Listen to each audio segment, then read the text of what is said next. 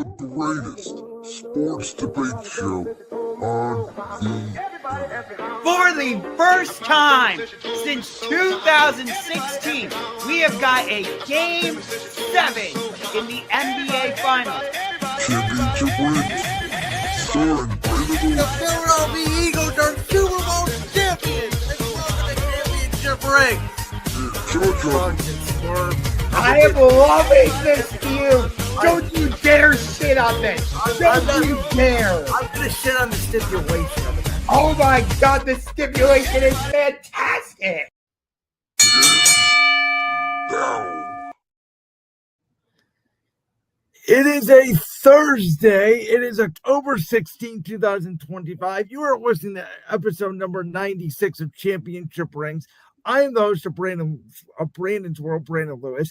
That is the host of the Sports Room Talk Show, Ungar to the Max, Josh Ungar. We will not be talking NFL or the firing of James Franklin or anything going on in professional wrestling this week because we have a special show for you. And what is that special show, Josh? Well, on Tuesday, the NBA is back. I have been waiting months to say that. Ever since the Oklahoma City Thunder won their first ever championship in June, I was like, okay, how long do I have to wait until NBA basketball is back? And on October 21st, this Tuesday, we get the return when Kevin Durant and the Houston Rockets take on Shai Gilgeous-Alexander and the Oklahoma City Thunder. The Thunder, of course, will be raising their first ever championship banner. And before we get into the preview, I love that they had the Thunder host the Rockets for this opening matchup. The fact that it's Kevin Durant on the other side while the Thunder raise a championship banner, it is absolutely perfect. I agree. I don't think you could have picked a better matchup, especially what we think could or could not be out of the East. I mean, you couldn't really do a finals rematch because the Pacers are not going to be at full strength. You're not going to do a Celtics game because they're not going to have Jayson Tatum to wait in the season. Cleveland is a viable option, but I don't think they have the market appeal as a Kevin Durant. Obviously, I think the Lakers could have been an option, but we know LeBron is hurt and they have another game to start opening night. So yeah, they're hosting the Warriors, and the Cavaliers are going to be on the road because the NBA loves to have the Cavaliers start the season on the road. I don't know the last time we opened the season at home. That's a good point. That's the day after. That's the big Wednesday night game on ESPN. But because the NBA is the second biggest sport, I would argue, in the country, right behind the NFL, some may argue college football, but me and Josh are big NBA fans. And in August, you guys know, we did a special NFL prediction show, and it went over very well with you, the audience of Championship Rings. So we decided to give the same energy tonight to the National Basketball Association. What we're going to be doing is we're going to be going for the Eastern Conference. Then we will go for the Western Conference. At that point, then, our two champions of each conference will be revealed. We will then talk about who will raise the Larry O'Brien Trophy in June of 2026, and we'll finish it off with awards such as the MVP, Rookie of the Year, Defensive Player of the Year, the Most Improved Player of the Year, the Sixth Man of the Year, and the Coach of the Year. Yes. So, Josh, are you ready to begin unveiling our 2025, technically 2026 as well, NBA predictions? Let's get right into it. So, we have agreed that I'm going to go first, so I'm going to lead off with the Eastern Conference, and I'm going to go 1 through 8 based off how you would do. If you want to include the play-in tournament in your predictions, you're more than likely to.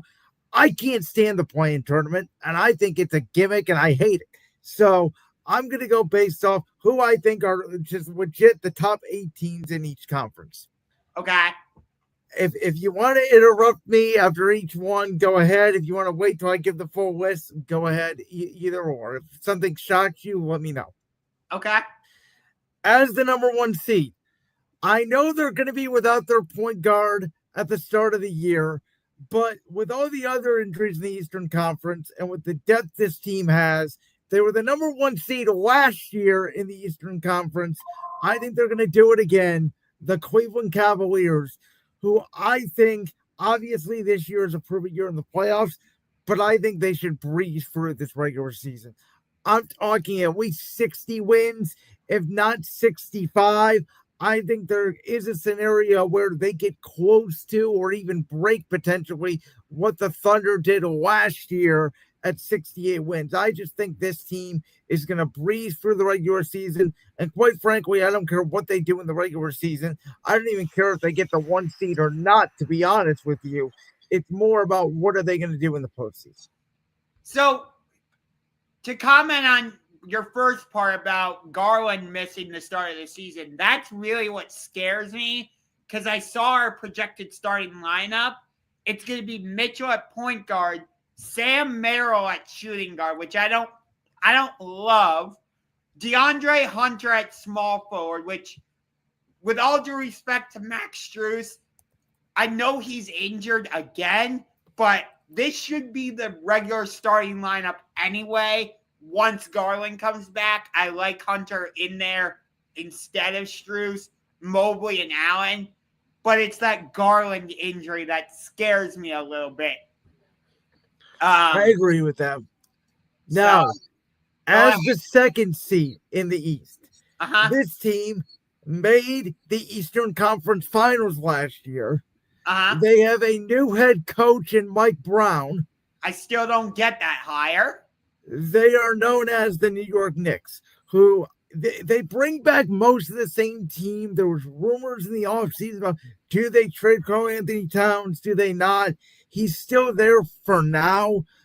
I think Mike Brown is very similar to Tom Thibodeau. So I'm interested to see how this Knicks team works. I think obviously they need to use the bench more.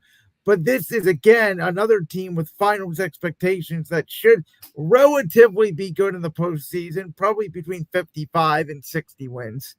So you and I agree on the top two seeds, maybe not necessarily the order, but this feels like it should be the Eastern Conference Finals.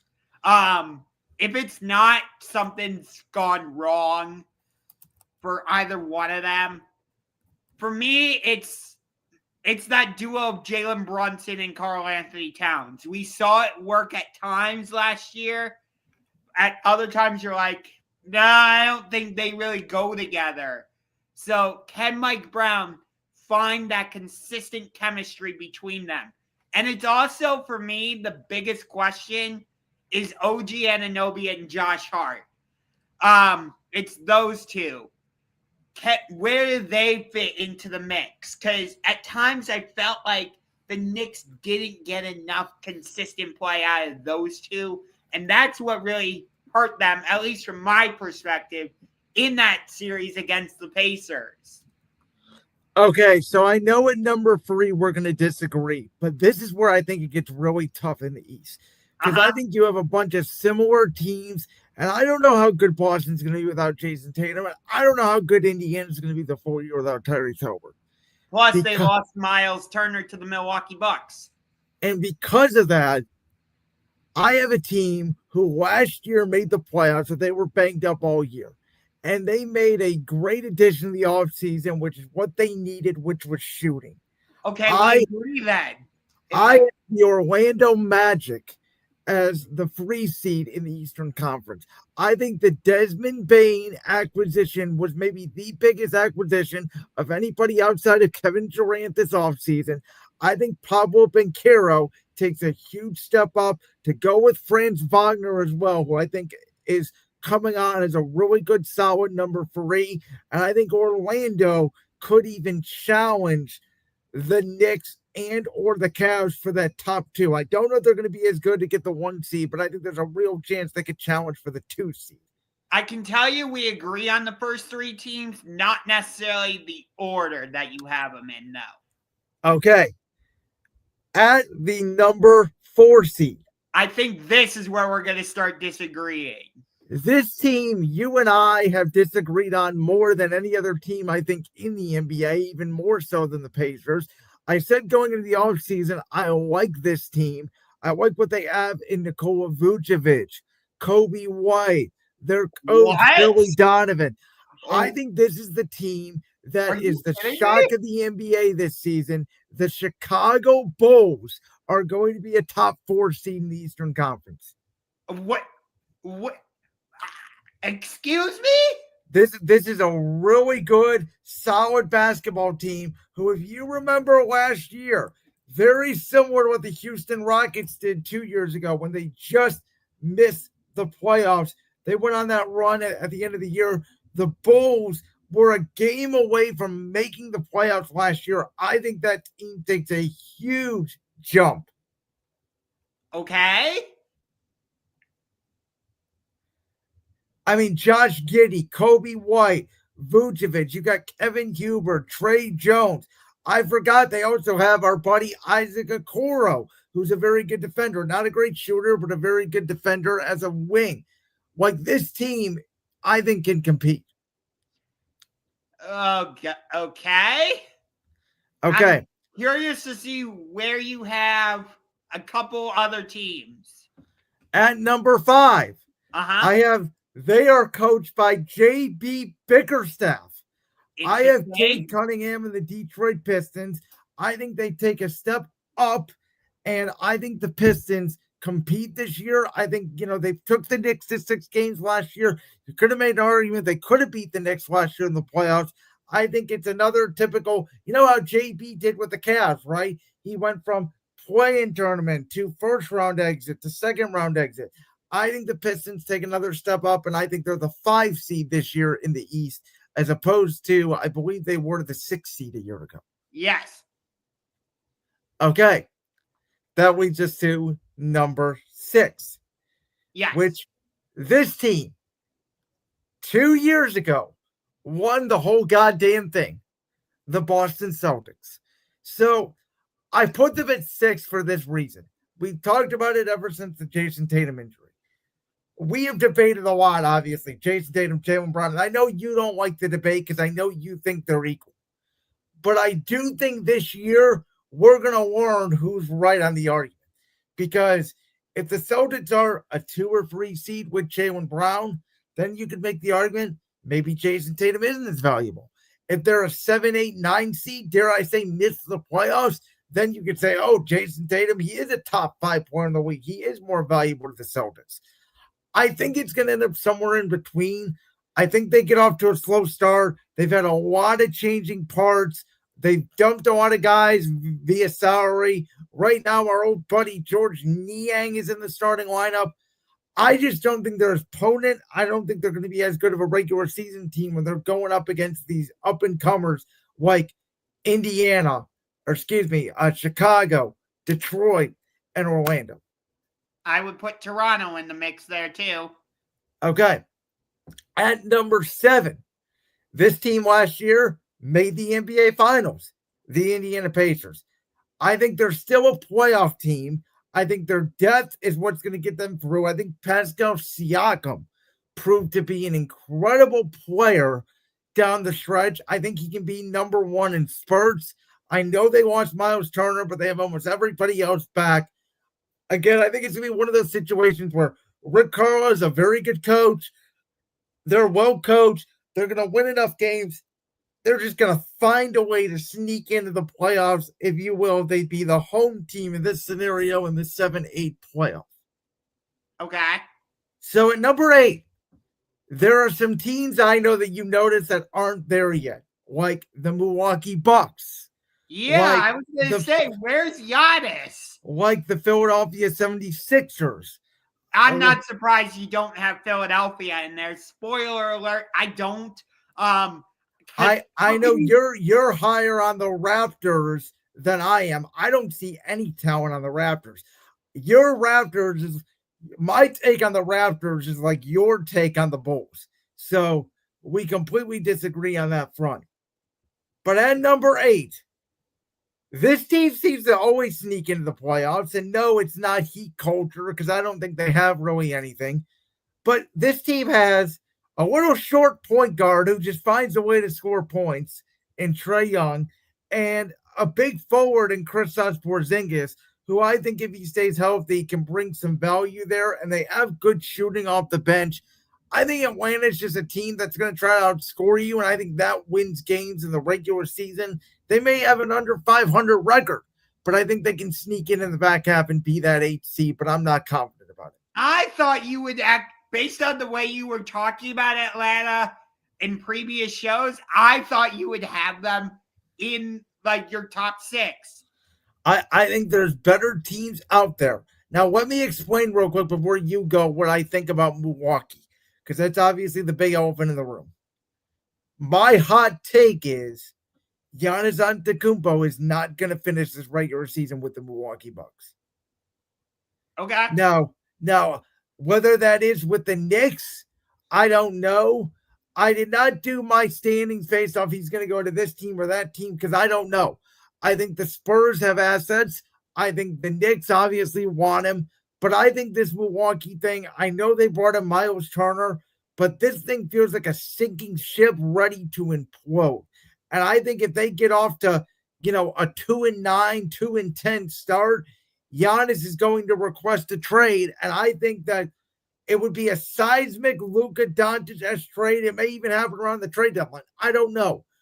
But I don't see how, even with the injuries in the East, Milwaukee is remotely a contender, which I think, by the way, is the only reason why they kept Giannis this offseason is because Haliburton, Tatum, and now Darius Garland are all not going to start the season. So we have no idea how much what to expect from the East. Right now, you can make an argument easily the best player in the East outside of Giannis is Jalen Brunson. Yeah. And just to touch on the Philadelphia 76ers, I don't have them in my top 8 either. And the biggest reason is, well, the elephant in the room. Can Joel Embiid stay healthy? I don't know the last time we saw a full healthy season from Joel. And when he's there, the 76ers are a very good team. We saw, even when he was compromised, they pushed the Knicks to 6 games. But are we going to get that type of performance out of Tyrese Maxey? I don't know. Like I said, is Joel Embiid going to stay healthy? Unlikely. So I can't trust the 76ers. I just can't. So in terms of my top 3, I agree with you on the teams, but because of Darius Garland's injury to start the season, I think the Cavaliers come out of the gate a little bit slow. I could see them starting the season 2-3 because they have the Knicks, the Nets, Bucks, and Pistons on a back-to-back at the Celtics, and then they host the Raptors. So theoretically I could see them starting the season 2-3. And because of the slow start and having to reintegrate Garland and later on Max Strus, I think the Knicks take advantage of that and they capture the number 1 seed. I also really like Jalen Brunson. I think he will be in the conversation for MVP this season. I don't think he will win it, but I think he will be very much in the mix for it. But I really like Jalen Brunson. Like I said, I think Josh Hart and OG Anunoby can fit in. But like I said, when you were talking about the Knicks, that's my biggest question, alongside what you mentioned with Karl Anthony Towns. And then I have the Cavaliers at number 2. So I just flipped 1 and 2. Like I said, the Garland injury scares me. I don't love that we lost both Ty Jerome and George Niang. I would have liked to have kept one or both of them, possibly. Well, technically, they traded away Niang at the trade deadline, so they technically really only lost one. That's true. I would have liked to have kept Jerome. I think he was very good for us coming off the bench. And we're putting a lot of faith in Lonzo Ball being able to stay healthy. I'm guessing we're going to give Jalen Tyson more minutes coming off the bench can he come in his second year and provide some of that wing scoring that we need off the bench? So I just have a couple questions about the Cavs. So even though I don't love the Knicks hire of Mike Brown, I would favor New York slightly to get the number 1 seed. We agree also about Orlando getting the number 3 seed. I really like the Desmond Bane acquisition. I think him and Paolo Banchero are going to be a deadly duo. I cannot wait to watch that. Plus, you have Jalen Suggs, the Wagner brothers.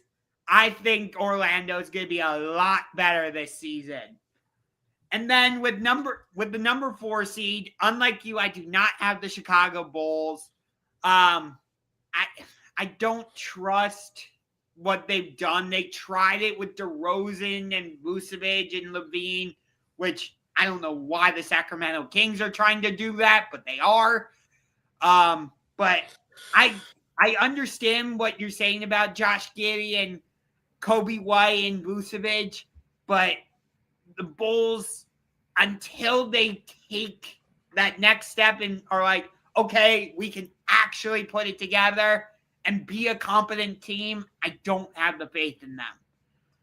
I wanted to put Milwaukee here, but I have the same question as you. Is Giannis going to stay a Buck this whole season? So at the number 4 seed, they pushed the New York Knicks to 6 games last year. I love Jaren Duran, or I think that's just how you say it, Jaren Duran. Yep. Cade Cunningham. I have him, spoiler alert, I have him as most improved player. I think the Detroit Pistons jump way up and get that number 4 seed. I think they'll be like the Orlando Magic from 2000. 2 years ago. Yes. I think they will be this year's Orlando Magic. And then at number 5, they are going to be without Jayson Tatum for most of the year. But I really like Jaylen Brown. I know they lost both Drew Holiday and Kristaps Porzingis, but they won the championship just 2 years ago. I'm not going to simply write them off. I've got the Boston Celtics being that number 5 seed, and I think that would be a heck of a showdown. Pistons, Celtics in the first round. Good God, I'd watch every minute of that. And then at number 6 seed, I think this team takes a huge step forward. It's my version of your Chicago Bulls, the Toronto Raptors. I think Scotty Barnes really takes that next step. I really like them. I think RJ Barrett and Scotty Barnes will continue to develop the chemistry I've seen from them. And I think the Raptors take a gigantic step and make it into the top 6. At number 7, I legitimately thought about the Brooklyn Nets. I did. But because I do think the Nets could be a feisty team this season. But I couldn't do it. So at number 7, as much as I hate him because he eliminated us in the play-in tournament here in Cleveland, and he took Oklahoma to the Final Four where they lost to Villanova, I think it was. Or no, that might have been with Buddy Hield, excuse me. But either way, he was a sharpshooter in Oklahoma. Now they have Kristaps Porzingis. I got the Atlanta Hawks. And then at number 8, I did think about Philadelphia. I did think about Chicago. I did think about Heat culture, but no, I got to go with last year's Eastern Conference champion, push the Oklahoma City Thunder to 7 games. They still have Pascal Siakam. They still have Andrew Nembhard, Aaron Nesmith, Ben Shepherd, Obi Toppin. I got the Look. Indiana Pacers as the number 8 seed. So we really don't disagree on anything outside of Toronto versus Chicago. It's mostly the order, and I think I could see either one of our scenarios playing out. So let's go through the bracket right now. I'll go through mine first, Josh, and if you need help, I do have yours written down here if you forget a potential matchup. But for me, it would be Hawks going to Cleveland. I'll take the Cavs. It would be Indiana trying to defend their Eastern Conference crown against the Knicks. I think they would get eliminated in the first round by the Knicks. My one upset in the first round would be the 6th seed Celtics. I think by this point, Jayson Tatum would be back. I think they would have enough to knock off the Orlando Magic. And then I'll take the Bulls in a 7-game series. I think that's a very even series against Detroit. I think home court would matter. That would set up then the Cavs taking on the Bulls in the second round. I don't think the Cavs get shook by Chicago the way they got shook by Indiana. They will have home field advantage in the Eastern Conference Finals against the Knicks, who I think would have beat Boston last year, regardless if Tatum got hurt with the ACL or not. So I think the two best teams in the Eastern Conference are the number 2 and the number 1 seed, the Knicks and the Cavaliers.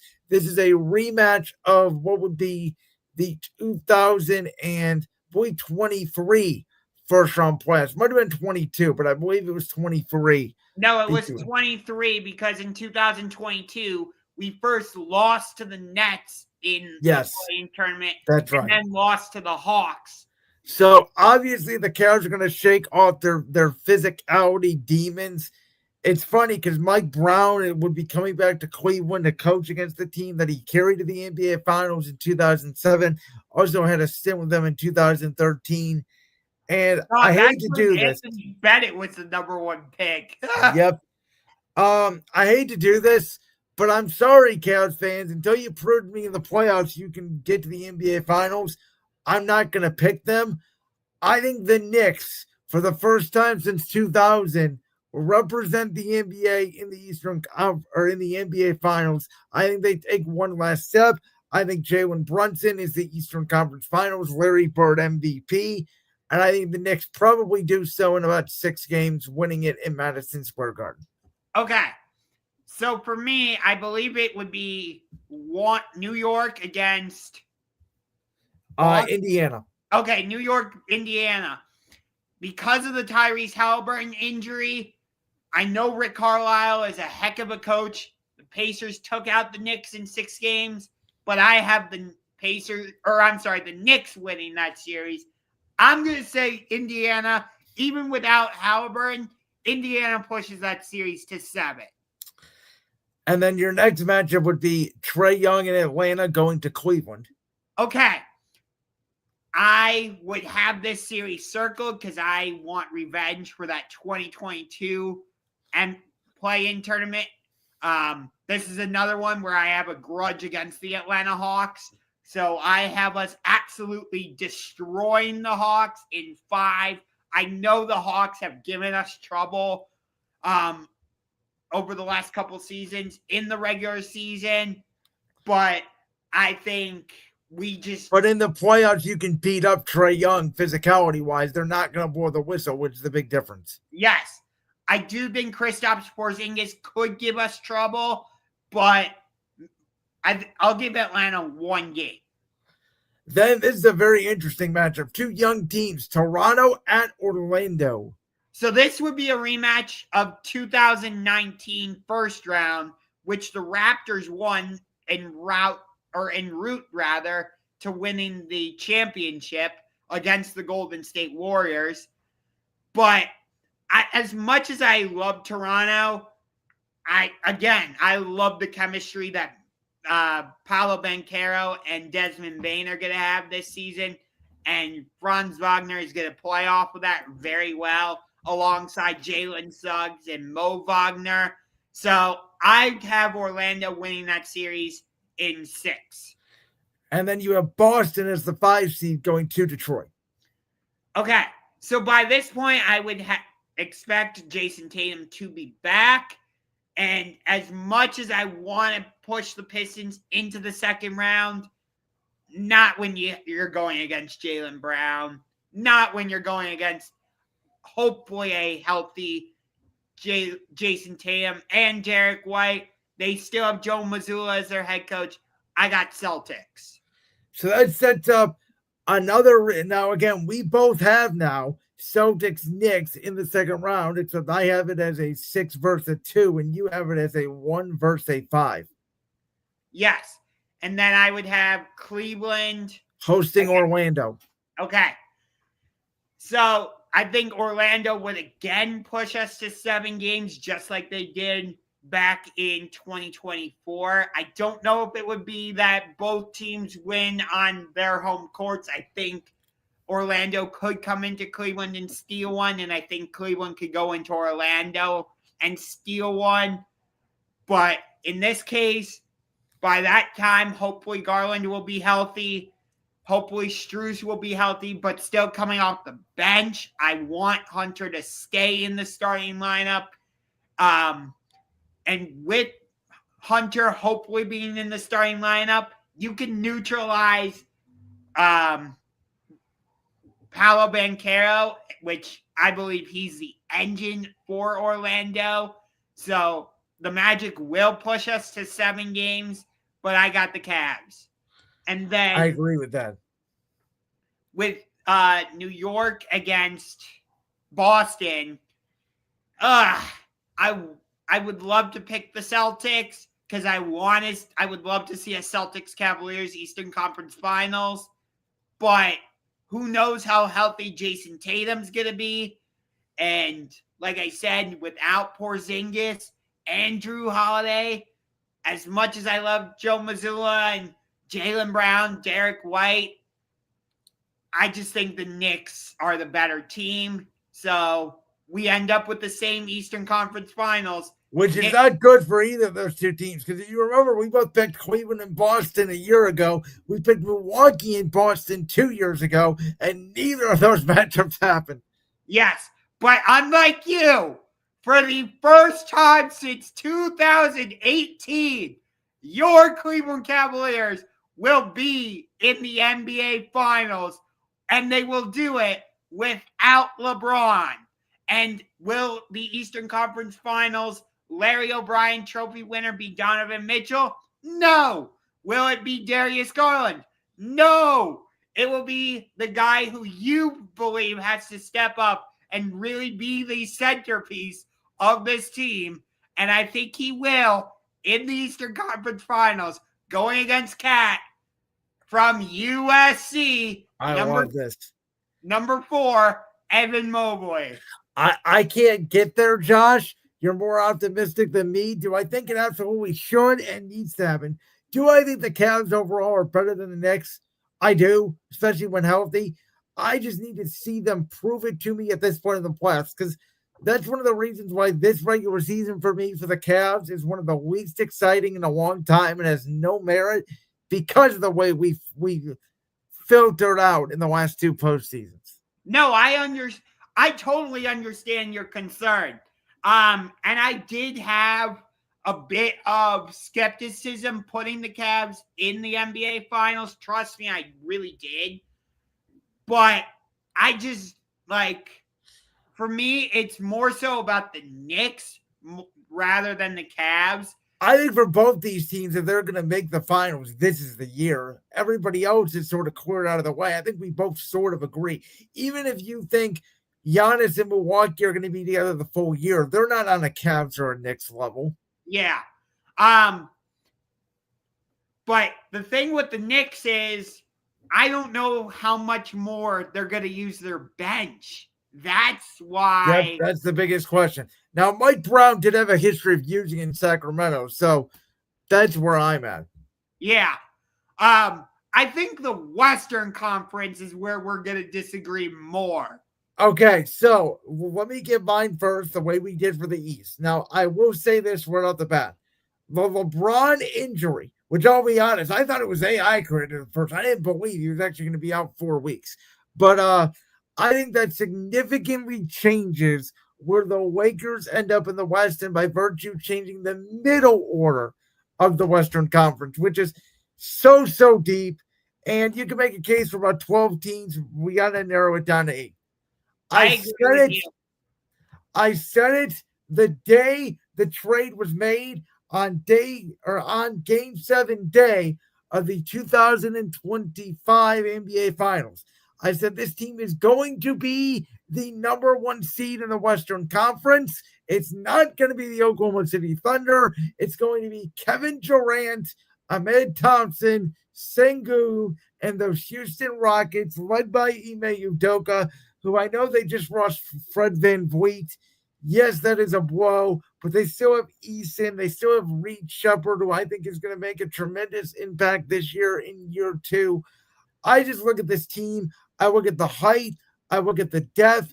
I look at their forward play, which I think matters much more than guard play in the postseason. I think you need big players. And I think Kevin Durant, they're not going to ask him to be a leader. They're just going to ask him to go and score. I think Ahmed Thompson takes over the leadership role. And I love the makeup of this Houston Rockets team.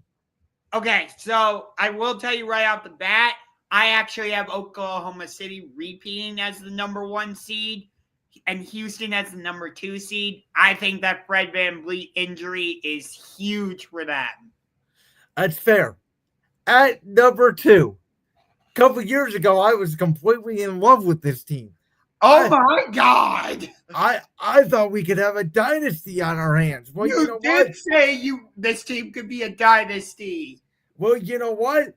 They still have the best player in basketball by far. He's the number 2 player. No, he is the best basketball player in the world by far, and it's not even close at this point.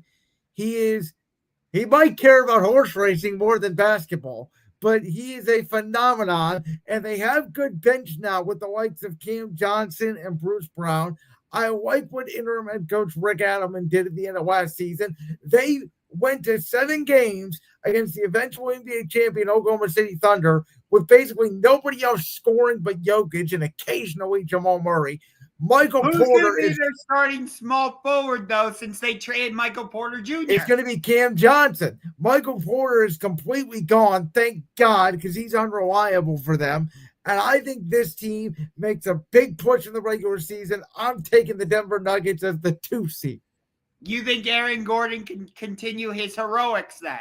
Absolutely. Yes, I do. I love Aaron Gordon in his role there in Denver.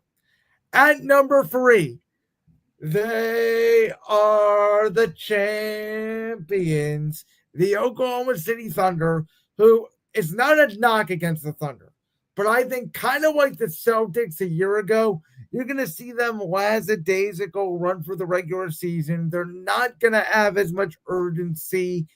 I just think Houston and Denver got better, and I don't think Oklahoma City necessarily got worse, but I don't think they got better either. And that to me is, I think the other 2 teams got better where they stayed pat. So fair. I think it is a clear, though, those are the top 3 seeds in the West. Then I think there is a gap. The only thing I disagree with you about is Houston and Oklahoma City. I have the Thunder finishing again as the 1 seed, only because of the Fred VanVleet injury. Otherwise, I would have the Rockets, but again, I like Reed Shepard. I like Tyrese. Durant's going to do what Durant does. You got Sengun. I like Ime Udoka. But you just saw how Houston ran offensively with VanVleet. And without him there and his perimeter shooting, I think that takes a big hit for the Rockets. As my number 4 seed, this guy carried this team to the Western Conference Finals last year. He may have gotten exposed in that conference finals. He most certainly did. So we'll see. But I look at it and I go, I think you could throw 6 teams in, and I think Minnesota probably has the most depth out of all the teams that I'm mentioning. And I think they have the most playoff experience, and I trust them the most right now. So I'll take Ann and Minnesota as the 4th seed. Okay. At number 5, this team goes from not even making the play-in tournament last year to the number 5 seed in the Western Conference. They are now represented by somebody who reportedly has came into camp standing at 7'7" tall. That's Victor, how tall he is now? Good God. that's what the reports are saying. Victor Wembanyama and the San Antonio Spurs, who somehow he grew 2 inches this offseason. Don't ask me how, because I don't know how. But if that is true, then Victor Wembanyama may end up being the GOAT of basketball. Because I don't know who's going to stop the guy who's got point guard handles and he can be 7'7". I think this team has such new light after finally not having Greg Popovich on the sideline. No disrespect to Greg Popovich, but I think a lot like we're seeing with Bill Belichick right now in football, I think Popovich was like that in basketball with San Antonio. And they got the young kids coming up. They got Stephon Castle as well as the draft picks they made. This is a team who, again, they could take a big swing. I was advocating in the offseason, give up all your assets, give up Dylan Harper, give up whoever, and go get Giannis Antetokounmpo. We'll see if they do that. But for right now, I have them as the 5 seed in the West. Okay. At number 6, this team, I would have them as the 4 seed if a certain number 23 was not going to miss the first month of the season, because I do think this team is very LeBron and Luka dependent. It's the Lakers. This team was not built for just LeBron to be on the court or just for Luka to be on the court. It's built for both. It's a bicycle built for 2. They provide most of the scoring, and I can't have them out of the playoffs because, in my opinion, they still have 2 of the 5 best players in the sport. So it's hard for me to keep them out of the playoffs in that scenario. I'm worried about the depth. I think JJ Redick will do a better job in year 2, but I don't think they're on the same level as your Houstons, your Denvers, or your Oklahoma Cities. Okay. At number 7, this team is going to struggle, I think, to start the season. But around the trade deadline, when they have a full slate of number 1 overall pick rookie Cooper Flagg, Anthony Davis, and the return of Kyrie Irving, I think this will be a very dangerous team down the stretch. I think they're going to have to make up too much ground. So I think they'll end up in the play-in tournament. But I'm taking the Dallas Mavericks, led by a man with a new contract in Jayson Kidd.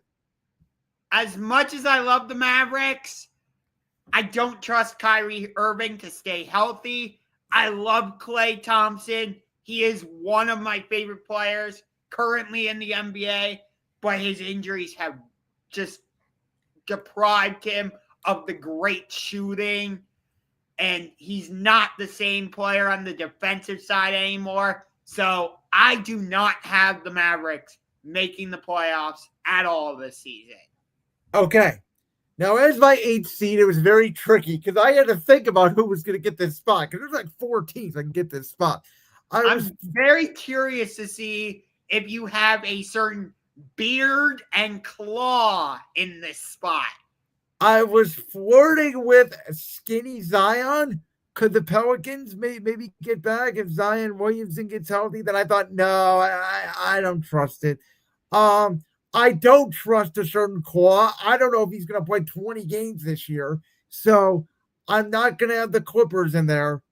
Even though they pushed the Nuggets to 7 games last season. They did, but I don't know. Kawhi's got to stay healthy a full year. I think the Spurs and Dallas and Houston and Denver got all better, and I don't know where the Clippers got better. Okay. That's where I'm at. Okay. And so for me, this team is old. They had a dynasty at one point. I think you just got to put them in because of reputation. I'm just going to throw a dartboard and say Golden State finds a way to get in as the last seed in the West. I mean, they still have Steph and Draymond. They Jimmy Butler as well. Yep. But my question is, like, is Jimmy going to get tired if this team starts losing in December and says, I want out of here? And what's going to happen with Jonathan Kuminga? Yeah. So, like, I think they're probably still a playoff team. I like them more than the Clippers. I think the Clippers roster is probably better, but I don't trust Kawhi Leonard at all. 0, period. He is now in Joel Embiid territory to me. Okay, fair. So, like I said, I agree. I agree with you about the top 2 seeds. I just have them flipped. I have OKC number 1 and Houston 2, again, mostly because of the Fred VanVleet injury. But I think the Rockets still have enough firepower to be the number 2 seed. But again, I think the VanVleet injury comes back to bite them. At number 3, that's where you have Oklahoma City, but I've got the Denver Nuggets in this slot. So again, we agree on the top 3, just in a different order. Like in the Eastern Conference. My biggest question with them, though, is you have Jamal Murray, you have Jokic. I would take SGA over Jokic. Oh, no. Absolutely not. You and I were having the same debate last year. But by the way, I'm not taking SGA over Victor Wembanyama either. If I'm going to start my franchise right now, the first 2 players I'm taking is Jokic, and the second one is Wemby. Because I think size matters. I've seen guys with SGA's ability. I've seen Kobe. I've seen Michael Jordan. I've never seen Nikola Jokic, and I've never seen Victor Wembanyama in my life.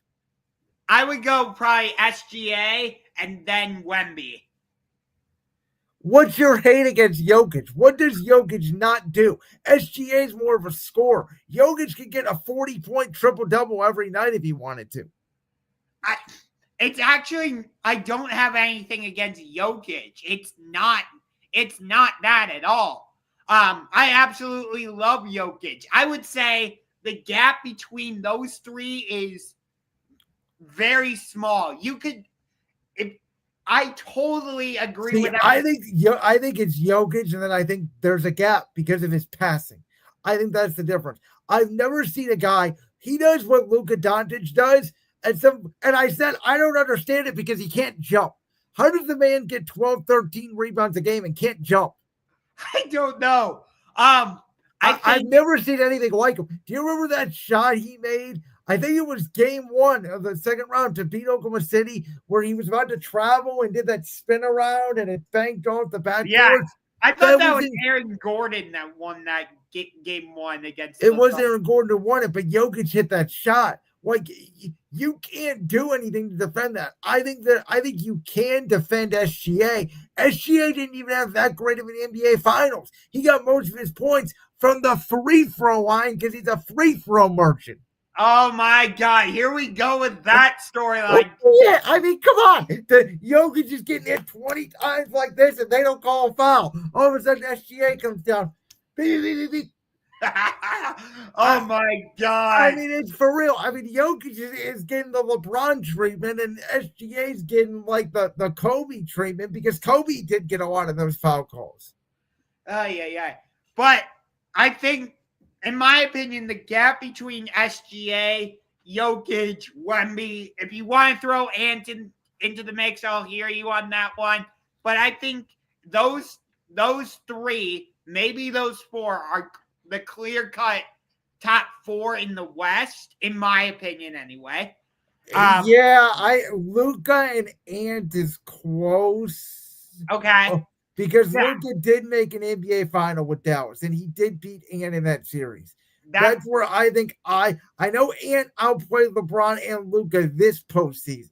But I think if you add up everything, I think Luka is probably overall a better player than Ant, but I think it's really close. Yes. I think the gap between the top players in the West and the top players in the East is bigger. It's not even funny. That's why I think that's part of the reason why they don't want to go back to the East and West All-Star game, because it'd be a complete mismatch. Yeah. And like, again, I have nothing against Jokic. I think for me, SGA's style appeals to me a little more. It's weird because I'm a small guy. I'm not even 5'5", and I love watching big men. But trust me, I love Jokic though.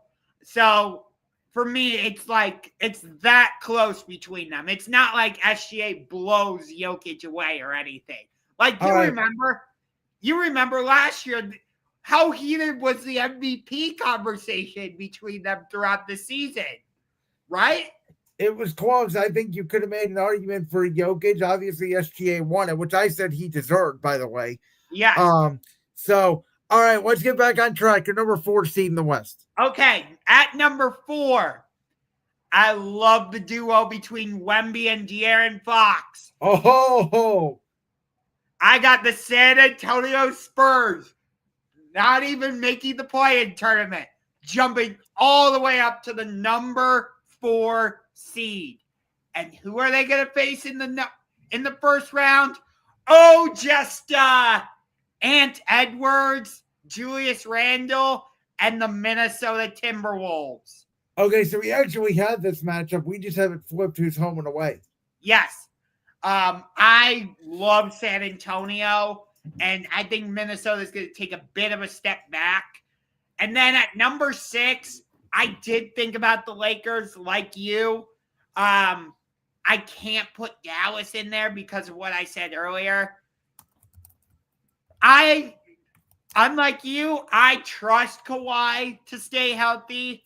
I have the Clippers as the number 6 seed. And then with the number 7 seed, even though LeBron's going to be out for the first 4 weeks, they still have Luka. I think Austin Reeves will figure it out and become hopefully that number 3 that the Lakers want him to be. I like what they did by bringing in DeAndre Ayton. That's the type of big man Luka likes to play. I forgot about that. They did bring in Ayton. Okay. So I have the Lakers as the number 7 seed. With the number 8 seed, I did think about Memphis with John Morant and Jaren Jackson. But I'm going to surprise you with this one. Because I really like what they did by bringing in Ace Bailey and Walter Clayton. We'll see if Lowry Markkanen is there for the full season. And yes, they have our former point guard, Colin Sexton. It's those boys in Salt Lake City. That's the biggest shock, I think, of our whole prediction segment. I did not expect Utah to go from basically one of the worst teams in the league last year to the playoffs. I could see it. I get where you're coming from. I just think the West is too stacked. Look, I can't put them ahead of Golden State or the Clippers for me. It was between Utah and Golden State, but I just go with the youth of Utah. I think Golden State flames out a little bit this season. Boy, what a storyline that would be. Because if you're right, Jimmy Butler, I don't think is going to be on the team at the trade deadline. You very well could be right. Trust me, I love Steph Curry. You know, the way he can just pull up and shoot from anywhere once he crosses half court. And I still hate Draymond Green. That's why I call him Drama Queen. But they are basically like the NBA's version of a nursing home. Because you got Steph, you got Draymond, you got Jimmy Butler. They bring in Al Horford. I just don't know if they have the gas to do it again this season. Yeah. Okay, so let me go for quickly my Western Conference bracket. So I'll have the Rockets and Kevin Durant take down his former team in Golden State pretty quickly in the first round. A rematch of last year's first round, but I think Kevin Durant makes the difference this time around. Cooper Flagg will get his playoff experience, but Jokic has dominated Anthony Davis in the past. I think he does it again. Denver will dispatch of Dallas. I think in a match that we all wanted to see last year in the playoffs of Lakers Thunder, I think the Thunder's youth is just going to be too much for the Lakers. And then in that 4-5 matchup, I think the T-Wolves experience, Anthony Edwards has been a killer in the playoffs. I think, again, Wemby gets his feet wet in the playoffs, but they go down. So I do have the top 4 seeds in the West advancing, which would set up then in the second round the T-Wolves taking on the Houston Rockets. And I do think, again, I think the Rockets have a little more depth.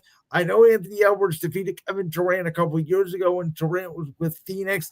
I just think this Rockets height with Sengun and Easton and Jabari Smith is going to cause a lot of issues for that T-Wolves team. They have a lot of good defenders. And then I think, listen, they took them to 7 games last year with really nobody else producing for Denver.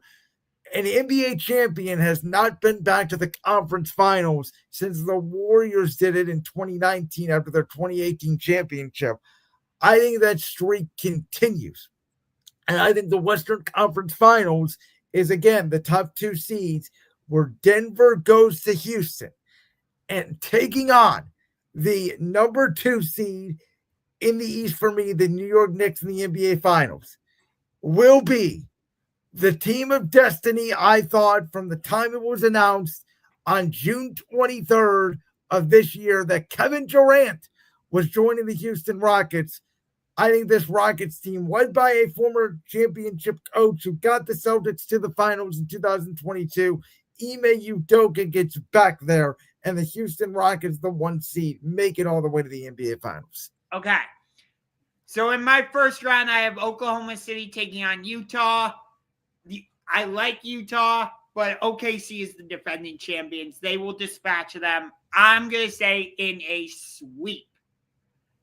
So in my 2-7 matchup, I believe I have Houston taking on the Lakers. The Lakers. Okay. We get another chapter in the LeBron Durant story. I think the VanVleet injury does bite the Rockets. It pushes the series 2-7, but I think the Rockets are a little younger, and that allows them to win that series. 3-6. Then your 3-6 will be Denver against the Clippers, same as it was a year ago. Yes. But I don't think the Clippers push this series to a game 7 like they did last year. Even though I have questions about Cam Johnson being their starting small forward instead of Michael Porter Jr., because I like what MPJ did on the defensive side. I know you didn't love him on the offensive side, which is fair. But they bring back a lot of their pieces from that 2023 championship team, most notably Bruce Brown. And that's what allows Denver to get by in 6. And then in my 4-5 matchup, you have Minnesota being the home team. I've got San Antonio, and I know Ant is a killer in the playoffs. He's made it to the Western Conference Finals, I think, twice. Yeah, 2 years in a row. Yep. But they will not make it out of the first round this time. That's going to be a topic. If that happens, that will be a talking point. I will tell you that right now. I've got the San Antonio Spurs advancing to take on the Oklahoma City Thunder in what will be a must-see showdown. I agree with that. I would love to see that matchup. I mean, you got probably Chet Holmgren against Wemby. I don't think they would put Isaiah Hartenstein on him. And then you got SGA against De'Aaron Fox. I love that matchup. That would be must-see TV. But Oklahoma City, being the championship team, I think they have a little bit more depth. I think Jalen Williams is actually the X factor in that matchup. San Antonio will push it to a game 7 because I think the Spurs can go into OKC and win one of the games on the road. And I think OKC can go into San Antonio and win a game on the road. That forces the series to a game 7. OKC wins it and goes to the Western Conference Finals. And then in my 2-3 matchup, Houston-Denver. And this is where I think the Fred VanVleet injury really bites Houston. Because I like Reed Shepherd, but when you're going against Jamal Murray, I'd much rather have Fred VanVleet. I know they have Kevin Durant. I know they have Tyrese, Jabari Smith, Sengun, Amen Thompson. But when you're going against Jamal Murray, Nikola Jokic and the Nuggets, I think you need your full roster, and the loss of VanVleet catches up to them in this series, and you will get a rematch of last year's 7-game second-round series between the Nuggets and the Thunder in the Western Conference Finals. And we haven't had a team go back to the NBA Finals, I believe, since Golden State did it. That's what I mentioned. Yet that's the last time was Golden State 2018 to 2019. Okay. And I think I got Denver exacting revenge.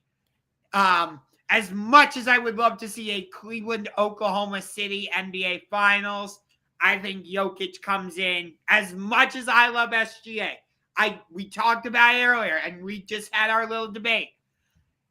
I think Jokic and the depth of the Nuggets is able to overcome Oklahoma City this time around. I will take the Nuggets in 6, and it will be the number 2 seed Cavaliers, going against the number 2 seed Nuggets in the NBA Finals. What am I going to do? Denver's my second adopted home. Who am I going to root for? So, as much as I want to pick the Cavaliers, I really want to. I would love to see Evan Mobley hoist that NBA Finals MVP trophy. I think this would be a bad matchup for the Cavs. I don't know if we have a single guy that can stop Jokic. I can't imagine Mr. Pokemon Jared Allen sitting there in the locker room playing Pokemon. Then he's going to go out there and defend Nikola Jokic. Yeah, no thanks. The reason I'm picking the Nuggets is actually not because of Jokic. It's because of Jamal Murray. We've seen him when he gets into the playoffs. He has a tendency to hit some big shots down the stretch. You remember, I think he hit, 2 or 3 buzzer beaters against the Lakers? Yes. 2 games in that series 2 years ago that was a sweep by Denver. Yes. I think Jamal Murray makes the difference for the Nuggets. Again, that's no disrespect to Jokic, but I think the playmaking of Jamal Murray makes the difference for the Nuggets, and they win their second championship. I believe that would be in 3 years, if I'm not mistaken. You are correct, which some could argue maybe I'm right and it's a dynasty. But do I think Finals MVP will go to Jokic? No, it will go to Jamal Murray. I disagree with you on that. I think if Denver wins the championship, Jokic will have the numbers to be MVP. And I totally hear you on that. But again, I'm not trying to discredit Jokic for what he did in the 2023 playoffs. I mean, that he's the main reason they won the championship. I get it.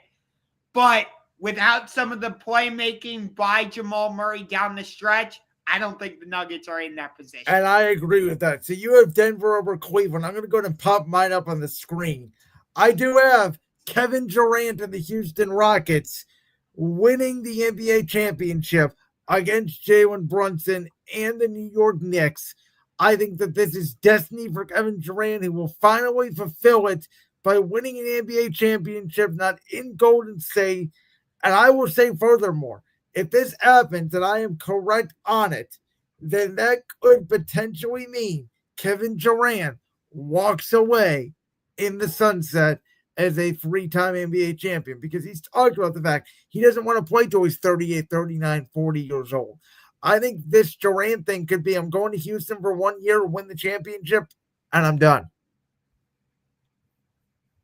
Will Houston have gotten everything in there in terms of their investment from the trade, though? Well, you win the championship. I mean, I think it'd be absolutely worth it for 1 year. Was it worth it for Toronto to rent Kawhi Leonard for a year? Yes. That's true, yes. So, okay, let's move on to MVP now. So the NBA season has concluded. We have picked our NBA champion. Josh has the Nuggets over the Cavs. I have the Rockets over the Knicks. But who's going to be the most valuable player in the regular season? I think that answer As much as I want to say it's going to be a Cavalier, it's going to be Evan Mobley, it's going to be Donovan Mitchell, I don't know. I don't think they're going to have MVP as numbers to get there. I don't think the week is going to want to give it to an SGA again or Jokic again. I don't know if Luka's going to have the record enough. I thought about Wemby, but I thought is a 4 seed going to be enough for an MVP? Because outside of Russell Westbrook, we don't really see that. Wemby would have to have an incredible stat line of like 35 and 12 a game. So I think this guy. I think he would have an argument though, because like San Antonio wasn't even in the play-in tournament last season. And then we both have them jumping into top 5. Yes. But I think this guy is the heartbeat and the soul of one franchise. I think it is clear that he, averages 30 a game. He's the reason why they're in this position. I have this team going to the NBA Finals in the Eastern Conference. I think Jalen Brunson stays healthy enough. I think the media is going to fall in love with the Knicks story as they fight for the number 1 seed, like you were talking about. And I think Jalen Brunson wins his first NBA MVP. So I really gave a lot of consideration to Jalen Brunson, but something about it just doesn't quite sit right for me. I'm not sure how well he's going to get on with Mike Brown, and we'll see how that partnership goes with him and Cat. I do think it'll be enough for the Knicks to get the number 1 seed, but in terms of MVP, not quite. I thought about Ant, but then I was like, yeah, Minnesota doesn't quite have that same appeal. You gave him consideration.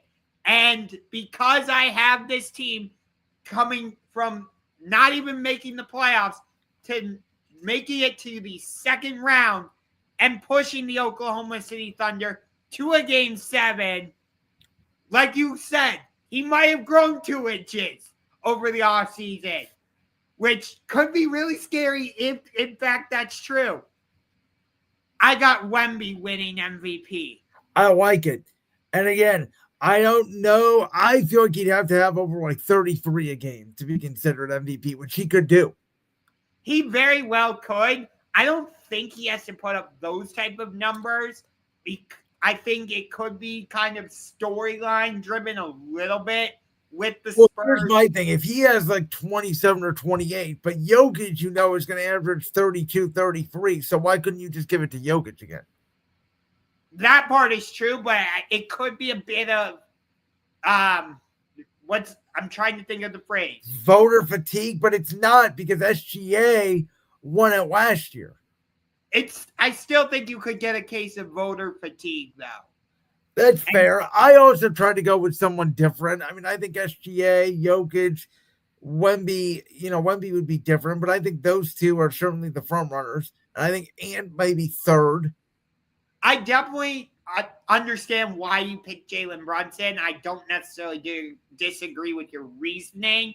I mean, it's a shot in the dark. I went with someone different. And let's face it, the NBA MVP isn't always the best player. James Harden's won a couple. Russell Westbrook's won one. There hasn't been one solid year, I don't think, where I've said, oh, that guy's definitely the MVP of the week. Yeah.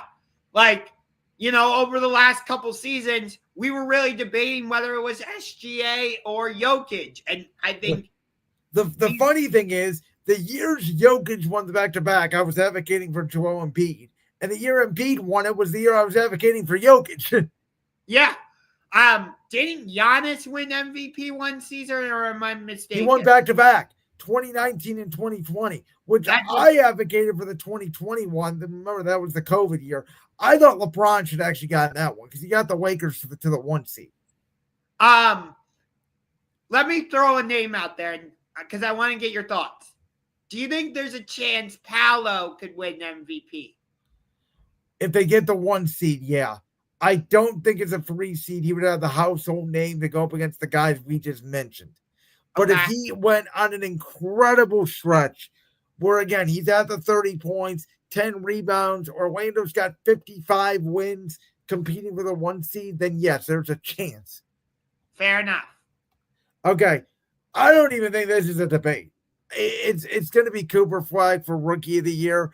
I think he's going to walk in and average 18, 19, 20 a game, 6 rebounds, 4 assists. You're going to see him get better as the year goes on. I think they're going to experiment with him maybe at point forward to start while Kyrie is out. Then they're going to transition him more into the point forward more role. I just don't see anybody realistically, unless somebody comes out of nowhere, really competing with him. Maybe Harper on San Antonio, but I don't know if he's going to get the touches with Wemby and Castle still there. Yeah. Plus, you still have De'Aaron Fox. Yeah. This is a slam dunk. It feels like it's Cooper Flagg. I would love to say Walter Clayton, but no, it's Cooper Flagg. Okay. Defensive Player of the Year. I actually do feel like this is a slam dunk because I think it's the guy that you picked to win MVP. I don't know how you can't pick this guy who's 7'7", who's going to average probably 3, 4, 5 blocks a game and just be incredibly dominant on defense, which is why they do need to go out and they do need to grab Giannis Antetokounmpo because it will make them the favorite to win the NBA title, in my opinion, because I don't know how you'd be able to score on those two Twin Towers. Wemby's a freak of nature. I've never seen anything like him. If he gets enough championships, he may end up being the GOAT. And San Antonio has been a legacy basketball town for years. I'm so glad they have this guy. I know it's taken a couple years, but this dude's about to put on a full display this year. I think it's going to be a no contest Defensive Player of the Year. I feel like that's only happened a couple seasons where a guy has won both MVP and Defensive Player of the Year. Now, I'll tell you the other guy I thought about maybe was Sengun out in Houston. They have the 1 seed. He's defending the rim. Yeah. I did give some thought to either Neesmith or Nembhard out in Indiana. I did. But then I was like, wait a minute. They're not going to be nearly as good without Tyrese Haliburton for the season. They're not going to have Miles Turner because he's out in Milwaukee.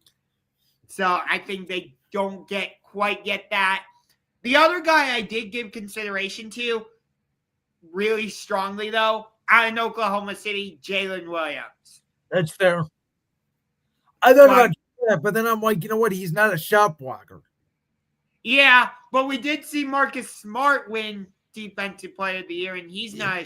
See, I always think a Defensive Player of the Year is a forward or a center who can block shots. Because that's what I think defense is more about as opposed to getting steals.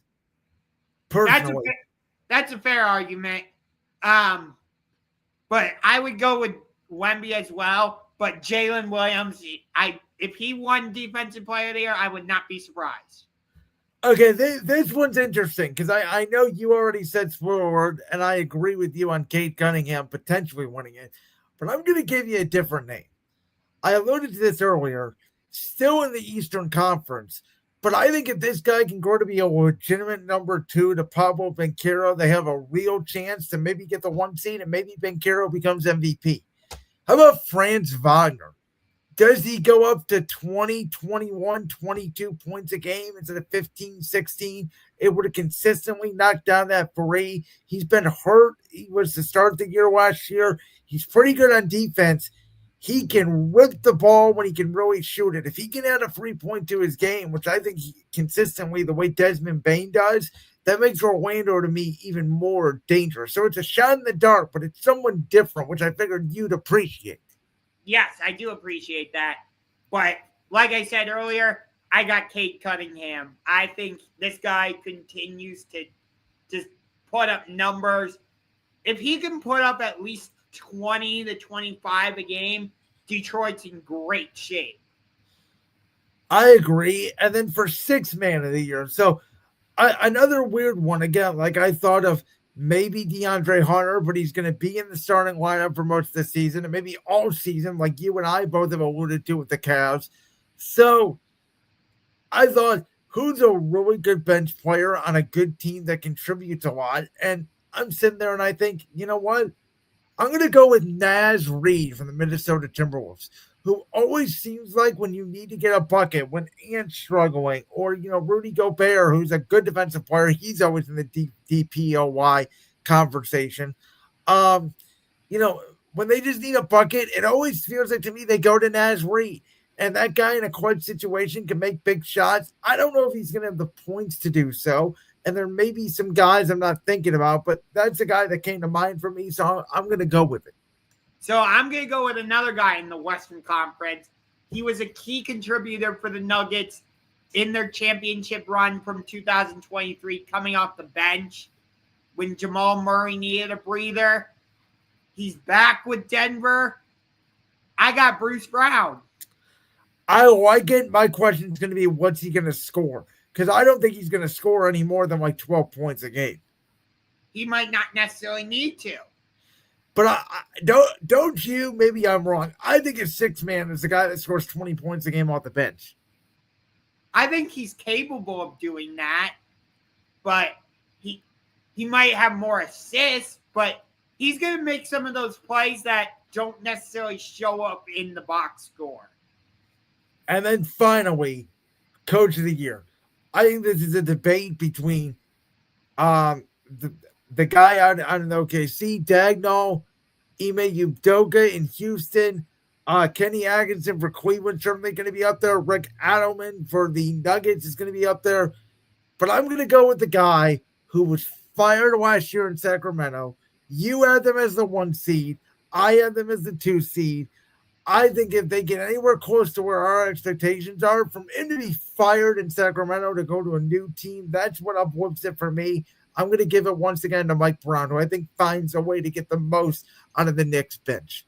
Didn't he win Coach of the Year while he was with Sacramento? I believe his first year, yeah, when they were they the 2 or the 3? They played Golden State. I believe they were the 3 seed that went to a Game 7. Curry went off in that Game 7 2 years ago.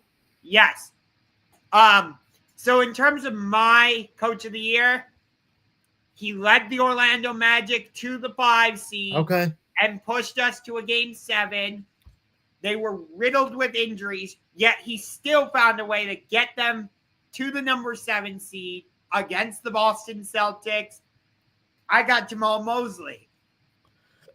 I like it. So that was our 2025 NBA prediction show.